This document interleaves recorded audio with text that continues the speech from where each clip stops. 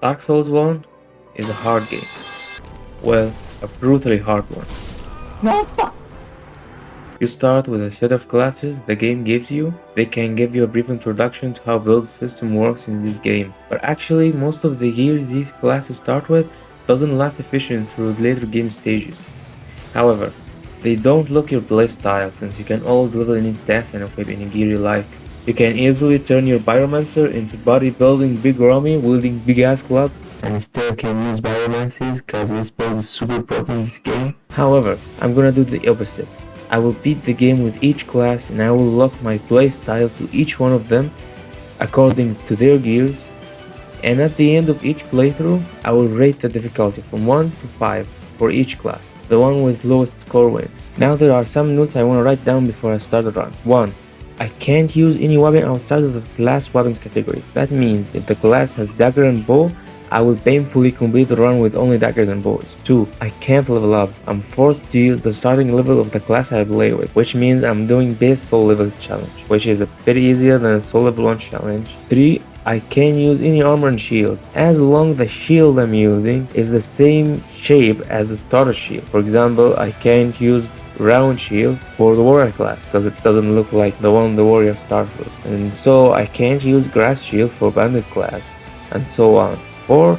I can't use spells outside of the spells category available in the class. If you don't know, spells are separated into 3 categories: magic spells, pyromancies, and holy spells. So I can't use power within for the sorcerer class, for example. And now enough yapping. Let's do it!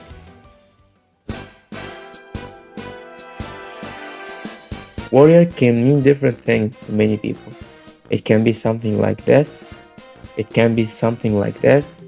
It can be something like However, the best thing about this class is the starting strength and dex. They both start at 13.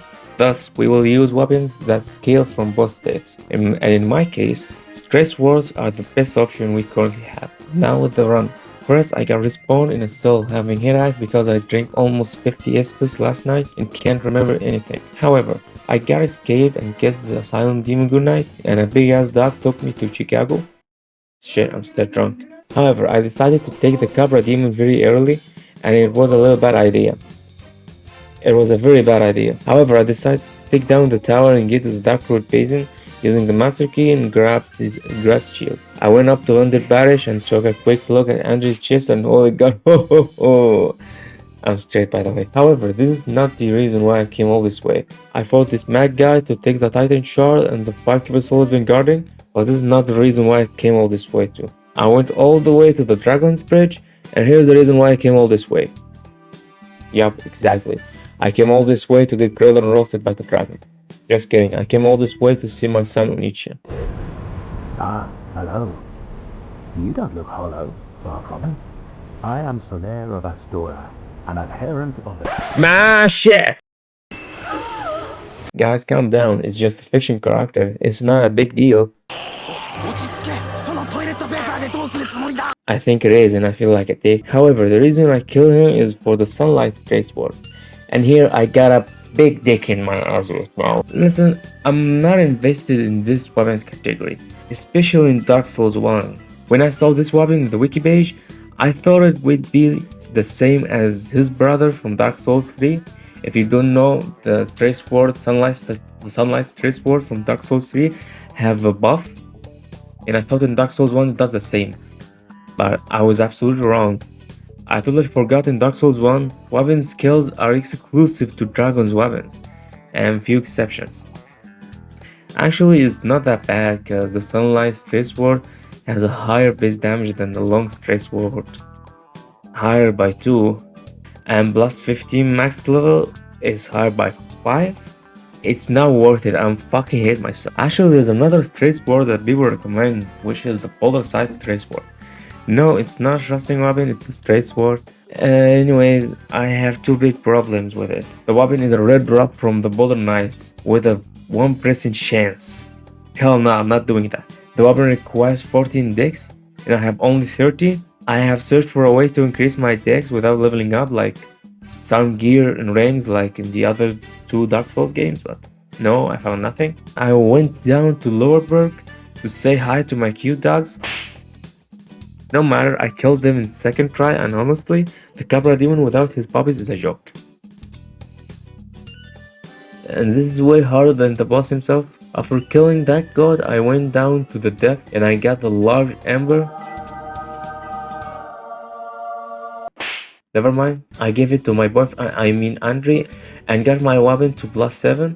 After that, I went to Blighttown, picked up some large titan shards, and got into Great Hollow, got cursed, and killed some cute lizard. After that, I proceeded to farm some worms for the large titan shards. However, I managed to get back to Firelink Shrine, cured the cursing, and decided to get the sacrifice ring, for some unknown reason. Why is this happening to me? Why is this happening to me? However, I went down to stab my sword into Havel's fat ass.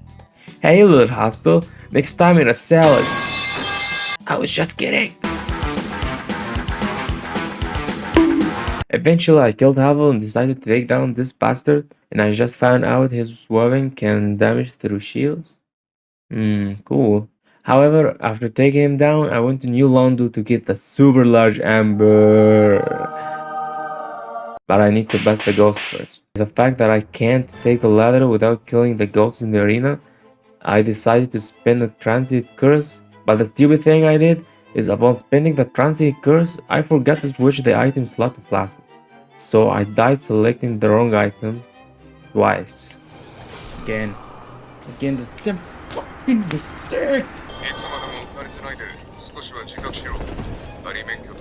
However, I decided to finally learn from my mistakes, and I just realized how useful the thrusting attack for the longsword is, which is a big advantage for this weapon being light one with a really decent reach. However, I killed this poor guy whom no Dark Souls player left alone. Eventually, we took his key and get our very super large amber. I went to Andre and upgraded my weapon to Black. Wait, shit, I forgot. I know Black Knight Chan, I need you to be dead. However, I upgraded my weapon to Bloodthirsty and proceeded to get down the gargoyles. And, well, this is no pairing. A Blast 15 weapon is supposed to do more than that. For gargoyles especially, with Bone Risen. Dude, I mean, yeah, fast weapon and all thing, but this is not gonna carry me through the late game. Doesn't matter. Now I have 30k souls for me to use. Since I don't level up, I wonder how should I spend them? Should I buy Crest Fartorius so I can be safe later? Nope, of course not. I'm gonna buy useless shit. Oh my god, I'm the dumbest Souls player ever known to existence. And why the hell did I buy the Bleeding Ring? The fuck is wrong with me? However, I decided to get back to Undead Asylum to take the doll, and I figured it out that the right way to play with a straight sword is to DBS the boss as much as possible. Cause seriously, this weapon won't be so good for the late game bosses. However, the straight demon falls and my job here is done. Get Undead Asylum, bitch. Hi, Black Knight. Can you please give me Titan Chunk? I'm really in need of Titan Chunk, man. Please, please, Black Knight. Please. Look at yourself, Black Knight. Hey guys. So, where can I spend all these 26,000 souls? Maybe buying Curse of Artorias? Hi guys, good news for you, I'm back! Oh my god, I wanna kill myself. However, I proceeded to kill Quillag and I realized that she can be stuck in this place where her human body is down enough for melee attacks. But I thought she's gonna do the AoE, so I panicked and rolled away instead of ending the fight. However, got the spider girl down first try. Wait, I can buy the Christopher Troyes, what? Oh shit! You finally realized? However, now it's Sin Fortress time, my boy. I killed 2 giants to get the... Wait, who the fuck are you? Anyways, I killed 2 giants to get the 2 chunks so I can fully upgrade my weapon. Now it's a boss rush. All I gotta do is killing bosses and rate the weapon's performance. I passed the Sin's Fortress and I got to Iron Golem, which as always got to his own death. And I'm actually surprised that Sunlight Straight Sword has a really good stagger potential. Like, it took me not that much to get the Iron Golem slipped out the bridge compared to the damage we are doing. I expected way more hits to do so. However, next is Anolondo. And Anolondo is Anolondo. It's really annoying though. However, I take this absolutely intended shortcut by Miyazaki himself and made it to Nick Pearl and Simon Bake. I bid really hard for this bad job. However, the fun do fall after 4 attempts, and honestly, the weapon damage still stands really well. And the stagger potential is really decent that Simon needs only 3 hits to be staggered, which give me a window to deal extra damage or escape. Now the Lord Vessel is acquired, and our next destination is... Oh no. The fucking second half of the game! First of all, I went to take down the Moon Butterfly and grab the Divine Ember. We'll put it in use later. Next, I went to Great Hollow to have some White Titan chance. Then go back to Andre and infuse my Longsword into a Divine Weapon. Most of you know where it's going, but I will explain anyways. Next, I went to fight Pinwheel, and Pinwheel is Pinwheel.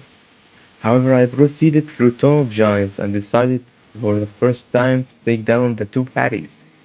And it was a bit harder than expected. Well, it was way harder than expected. Because one, the area is dark. Two, my HP is really low. Three, they both aggro at once. You can't separate them. However, I realized that I can use the wall in the middle to separate them. And it did work. But I got in the middle of them, and it led to this huge and omnivorous that I hate to see. After I defeated them, I grabbed a large divine ember and upgraded my longsword. Afterwards, I made it to Nitu, and here we use the divine longsword. Oh my god, we used it in the wall area. The trick here is, when you kill respawning skeletons with a divine weapon, they don't respawn. So you don't need to kill the respawner, like necromancies, in the start of the area. I realized that as long as I keep distant from the large skeletons, they won't aggro. Cool, isn't it? I didn't realize that in my previous playthrough, and I'm sure every one of you know about it. And this fight became way easier. Now about the weapon performance, it is kinda shit, not gonna lie. The DPS is really low and makes the fight unnecessarily long. And here I got the idea that stress wars are early game weapons more than late game weapons. Maybe and just don't level up, so and they will do much better in normal rounds. But here I'm only rating the base level damage. But even other weapons with no scaling and similar stats requirements do more damage. However, Nero is down after 5 attempts. After that, I made my way to the thieves and oh my god, this damage is pretty shit.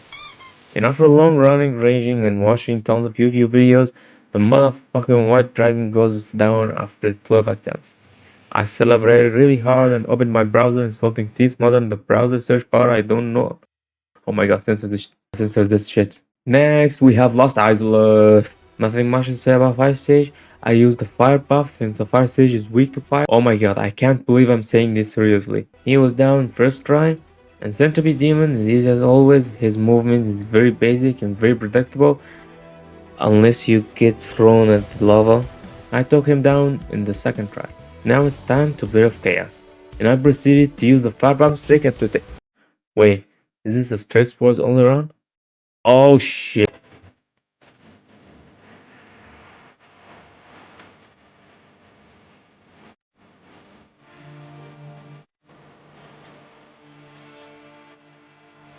After a lot of pain, I finished the boss, and for whoever made this boss, step outside. I'm gonna have a friendly conversation with you. Now we have 4 kings to fight. I'm really worried about this boss. The low DPS I have won't help at all, so I decided to tank the damage and made the worst decision this run. Bruh. The problem is I did not test the fight with the fabric, so I didn't have a better idea if I really needed the extra poise or not. Bruh. But actually the boys this ring gives is actually so good. However, the fight were way easier than I expected, and I took down the 400 kings in the 4th try. And now was the hardest boss in this run.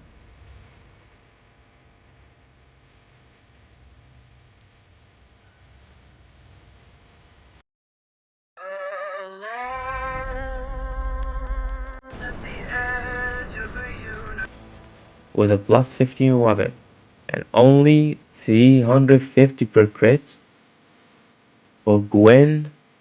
Is this truly one of the worst?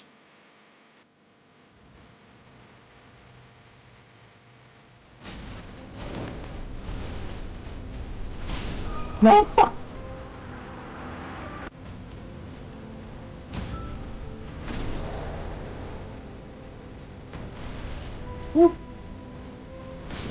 Woo! Let's go! Woo! Woo! Oh my god. That was harder. That was harder than it should be. That was harder than it should be.